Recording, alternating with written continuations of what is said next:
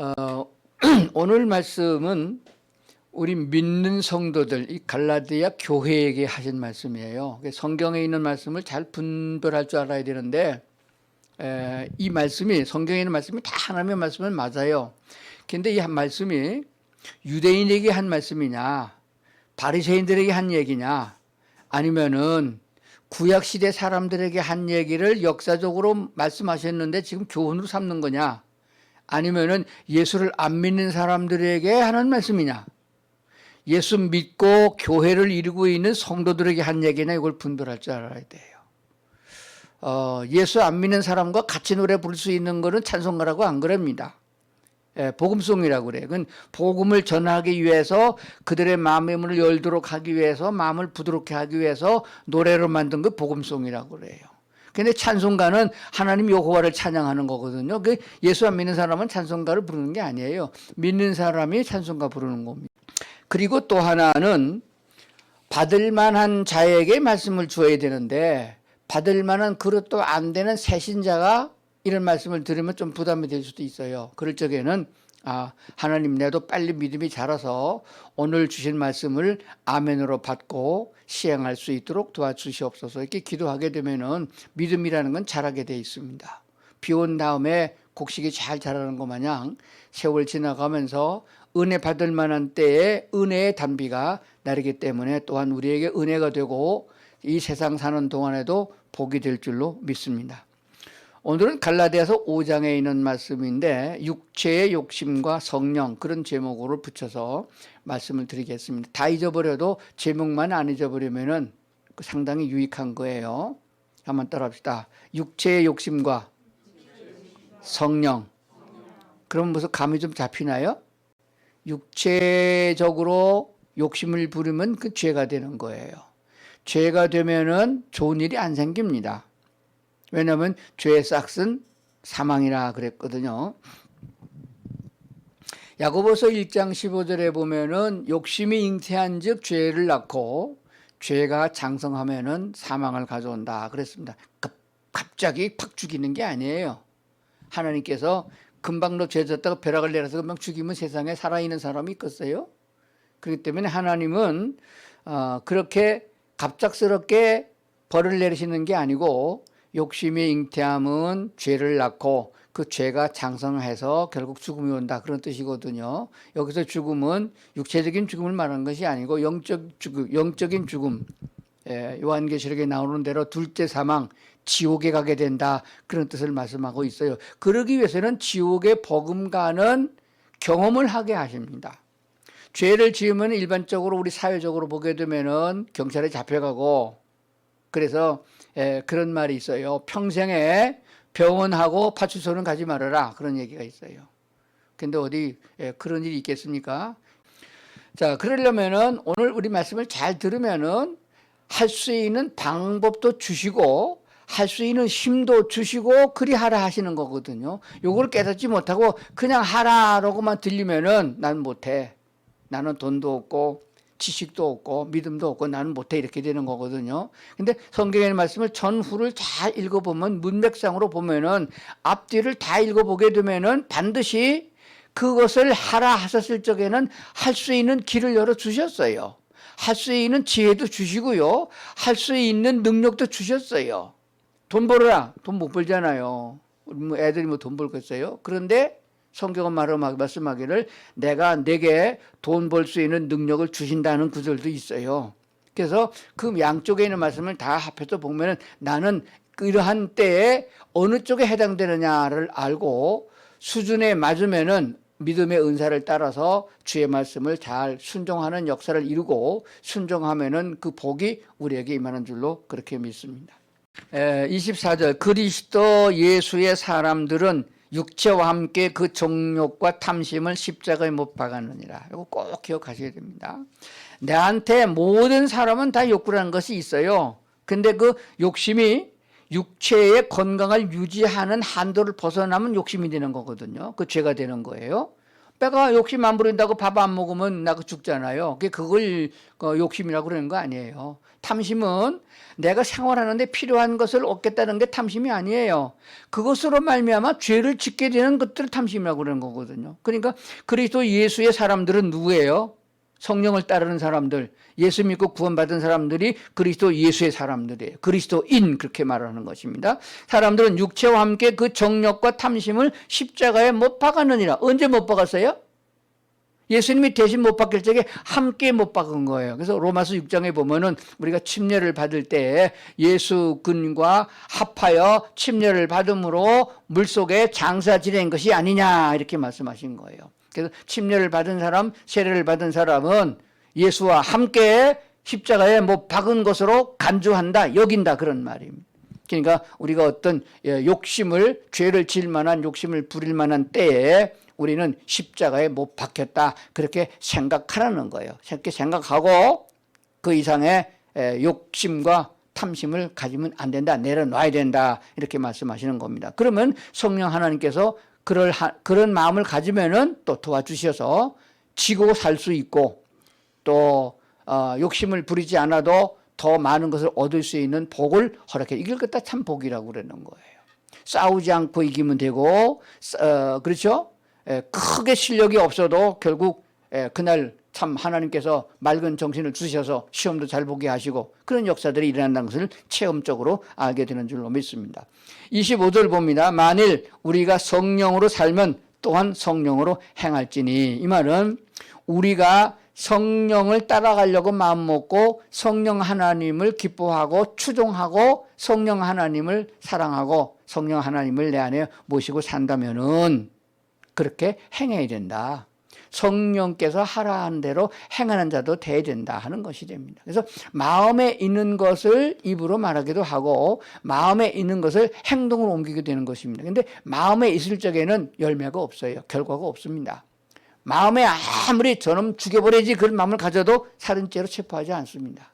그렇기 때문에 마음에 있는 것이 표현되어질 적에 그게 사랑이 될 수도 있고 선행이 될 수도 있고 악행이 될 수도 있고 죄를 지는 죄가 될 수도 있습니다. 그래서 성령께서 내 안에서 너는 그리스도인이니 내 말을 들어라, 하나님이 기뻐하는 쪽으로 행하면은 너는 하나님이 지켜주시고 복을 주신다 하는 것입니다. 그러니까 성령 하나님이 말씀하는 걸 따라가야 되는데 그렇게 행함으로 옮겨지지 않으면은 그것은 믿음은 헛것이 된다. 그래서 야고보서에 보면 행함이 없는 믿음은 죽은 믿음이다 이렇게까지 말씀하는 거예요. 이제 성도들이 이만큼 설교 듣고 교회 다녔으면은 다른 사람이 보기에도 마음에 있는 것이 아니고 행함으로 그리스도인이라는 것이 보여지도록 행할 수 있는 성도들이 되어야 될 줄로 믿습니다. 그리하려면은 26절을 밑줄을 그어놓으셔야 돼요. 헛된 영광을 구하여 서로 노엽게 하거나 서로 투기하지 말지니라. 질투하지 말라 그랬습니다. 다른 사람 저 사람 그지같이 사는 것 같은데 아파트가 6채래 그런 거 보고서 저런 놈 빨리 안 죽나 그렇게 투기하지 말라 그런 뜻이에요. 그래서 우리 믿는 사람들은 마음보를 좀 곱게 갖는 훈련을 좀 해야 된다고 믿습니다. 근데 여기서 헛된 영광이라고 그랬어요. 헛된 영광에 대해서 제일 아주 절절하게 표현을 잘한 선지자가 있는데 이사야 선지자입니다. 뭐라고 표현하냐? 인생에 가지고 있는 모든 부귀영화, 보통 우리가 말하는 부귀영화라고 그래요. 재물이 많은 것, 그 다음에 감투를 많이 쓰는 것, 영광스러운 부귀영화, 그걸 뭐라고 말하냐? 풀에 피어있는 꽃과 같다 그랬습니다. 풀은 마르고 꽃은 시들되 여호와의 말씀은 세세토록 있느니라. 이 말씀을 베드로 사도가 또 베드로서에 인용을 했어요. 그러니까 여기서 말한 헛된 영광이 뭐냐? 시드는 것을 하지 말아라.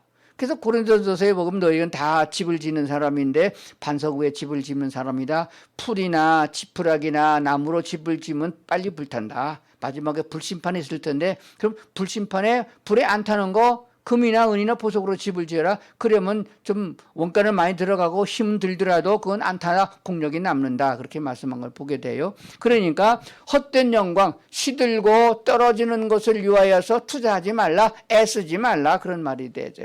여기에 대해서 인생을 다 살아보고 내가 경험해보니 이것도 헛되고 저것도 헛되다 이렇게 말하는 사람이 있어요. 그게 솔로몬이에요. 솔로몬은 전 세계 역사를 다 통틀어서 솔로몬만큼 부귀영화를 실제로 누린 사람이 없어요. 그렇게 헛된 꿈을 꾸지 마시고 하나님이 말씀하시는 대로 남는 거, 공력이 남는 거, 그런 장사를 하라, 그런 뜻이 되어집니다. 하늘나라까지 갈 사람들은 뭐가 남아야 되느냐? 사람이 남아야 돼요. 내가 전도한 사람, 영혼을 구원한 사람이 남아야 되고 내 인품이 남아야 되는 것입니다. 내가 이 땅에서 무슨 아파트를 몇 채를 소유했었고 학교를 몇 개를 세웠고 내가 기부금을 내가지고 무슨 뭐 큰 업적을 남겼다, 그것을 중요시 여기는, 왜냐하면은 마지막에 하나님이 이 지구를 다 부셔버리기 때문에 그래요. 콩가루처럼 다 날려버리기 때문에 그래. 남는지 않습니다. 그러면 뭐가 남느냐? 하나님에게 합당한 사람을 만들어야 되는데, 그럼 나 스스로가 어떤 사람이 되느냐? 하나님 앞에 합당한 사람이 되느냐? 이게 목적이에요. 그러니까 얼마나 잘 먹고 살이 많이 찌느냐, 어떤 뭐 살을 좀 많이 빼느냐, 그게 중요한 게 아니고 하나님이 보셔서 하늘나라에 합당한 사람이 되느냐, 그 기준을 말하면 사랑할 줄 아는 사람이냐, 사랑을 가지고 있는 사람이냐, 그 가지고 있는 사랑을 나눌 줄 아는 사람이냐, 그걸 우리가 이 땅에서 훈련하고 연습하는 것이 신앙생활인 줄로 믿습니다. 건강한 하나님이 왜 주셨나요? 그 건강함에다가, 건강이란 그릇에다가 하나님의 사랑을 담아서 그것이 필요한 사람에게 나누기 위한 것이고, 하나님이 우리에게 먹는 것 이상의 재물을 주신 것은 그 재물이라는 그릇에다가 담아서 나누는 거예요. 사랑합니다 말을 한다고 그게 상대방이 인식을 하나 못하지요. 말로 해서는 그게 다는 게 아닙니다. 그래서 재물이란 그릇에다가 사랑을 담아서 전달하면 느끼는 것이에요. 그래서 우리나라에 처음으로 복음을 들고 나와 전달해 왔던 미국 선교사들은 한국말 잘 몰랐어요. 그런데 우리가 정말로 필요한 우유가루, 밀가루, 그리고 입는 옷, 신발, 그런 거 갖다 주었어요. 그들 다 헌금 걷어서 갖다 주었어요. 그게 뭐냐면 사랑의 선물이에요. 사랑이라, 하나님의 사랑하기 때문에, 하나님을 사랑하고 하나님의 사랑을 받았기 때문에, 그 은혜를 입었기 때문에 그 먼 나라에서 한국까지 와가지고, 지금 같은 비행기 타면 불과 10시간 가잖아요. 그때는 석 달씩 배 타고 갔다고 그래요. 석 달이 뭐예요? 풍랑 많으면 넉 달도 걸리고요. 그래서 빠져 죽는 사람도 있고 멀미해가지고 반쪽이 되고 오는 사람도, 그리고 와서 복음을 전했단 말입니다. 그렇게 자기들의 재물을 들여서 나타내는 것은 하나님의 사랑이기 때문에 그렇게 나눴다는 거예요. 지금 우리나라도 교회가 성숙하고 한국이 부흥 발전돼가지고 선교사를 세계에서 두 번째로 많이 보내는 나라가 된 것은 정말 하나님의 큰 축복이 아닐 수가 없습니다. 직접 가든지 보내는 교회가 되든지, 세정드림교회나 우리 주만 사랑 선교교회는 정말로 선교사 많이 보내고 선교 많이 하는 그런 교회인 줄로 믿습니다. 모두가 성도들이 헌금을 하고 기도를 해줬기 때문에 그런 역사가 일어나는 줄로 믿습니다. 도와준다 하는 것을 알게 되는 줄로 믿습니다. 자, 이제 마지막으로 말씀을 드리겠습니다. 오늘 본문에 있는 말씀대로, 제목대로 뭐 하지 말고 육체의 욕심과 성령. 그래서 육체의 욕심은 마귀가 가지고 사용하는 도구가 되니까 사탄의 욕구를 따르지 말고 성령의 인도하심을 따라가야 된다, 그렇게 말씀드렸습니다. 성령을 따라 행하면은 육체의 욕심을 이루지 않는다 그랬어요. 갈라디아서 다음에 에베소서가 나오는데, 에베소서의 말씀 보면 이런 단어가 나옵니다. 도둑질한 사람에게 너 도둑질하지 마. 그렇게 끝난 게 아니에요. 그 다음을 읽어보면은 내 손으로 수고해서 벌은 돈으로 너보다 어려운 사람을 도와주라. 그리하면 네가 도둑질 안 하게 된다, 그런 뜻이에요. 근데 이 진리를 모르는 거예요. 도둑질을 안 하려고 무지하게 애를 쓰고 각오해도 또 도둑질 또 해요. 그거는 자기 손으로 벌은 돈으로 남을 도와준 경험이 없기 때문에 그런 일이 일어나는 거예요. 그럼 도둑질 하지 않고 살인하지 않고 나쁜 짓을 하지 않을 힘은 어디서 와지느냐? 내 힘으로 일한 것으로 나누어 본 경험이 있는 사람에게 그 힘이 주어진다. 하나님이 그런 힘을 준다는 뜻이에요. 그러므로 하루를 지나가면서 엄마 아빠가 해주는 밥 먹고 버는 돈은 우리끼리 먹고 살자. 그래서 그걸 끝나면은 하나님이 주신 그 능력과 힘을 덧입을 수가 없습니다. 그래서 하나님이 주신 건강과 하나님이 주신 재물의 능력과 그 모든 걸 다 합해가지고 얻어진 소득의 몇 %를 떼어져서 우리가 계산을 해야 됩니다. 몇 프로는 하나님께 먼저 드리는 11조를 드릴 것이고 감사헌금을 드릴 것이고, 그리고 몇 프로는 떼어서 이건 선교헌금이고, 몇 프로는 떼어져서 이건 구제헌금이고 좋은 헌금이고, 내가 직접 하기는 누가 좋을지 모르니까 교회가 모아서 하기 위해서 이런 교회를 만들었다 그런 말이 되어집니다. 적든지 많든지 우리는 이렇게 합력을 해서 하나님이 원하는 교회로 나가야 할 줄로 그렇게 믿습니다. 이 말씀을 듣는 우리 온 성도들이 이렇게 함께 참여하여 머리가 되시는 그리스도를 따라서 성령 하나님을 따라서 지체를 이루고 있는 우리 온 성도들이 한 마음으로 이 일을 이루고 가야 된다. 아마 밖에서 들으면은 순 거짓말 할지도 몰라요. 이렇게 조금 모이는 세종누린교회들이 뭐 열 몇 개 기관과 교회 선교사를 돕는다고 하니까 말이 안 되잖아요. 나 이 헌금을 다 누가 했는지 모르겠어요. 집사님들이 다 하셨나 봐. 예, 누가 했는지 모르겠어요. 하여간 담임 목사님이 사례비를 많이 안 받아가는 건 확실하니까 하나님께서 적은 교회를 통해서 큰 교회의 몫을 감당해 나가고 있는 거 하나님이 보시고 더 축복하시고 기쁨과 감사를 주실 줄로 믿습니다. 기도하시겠습니다. 하나님 아버지, 우리를 사랑하셔서 이렇게 은혜 주셔서 감사합니다.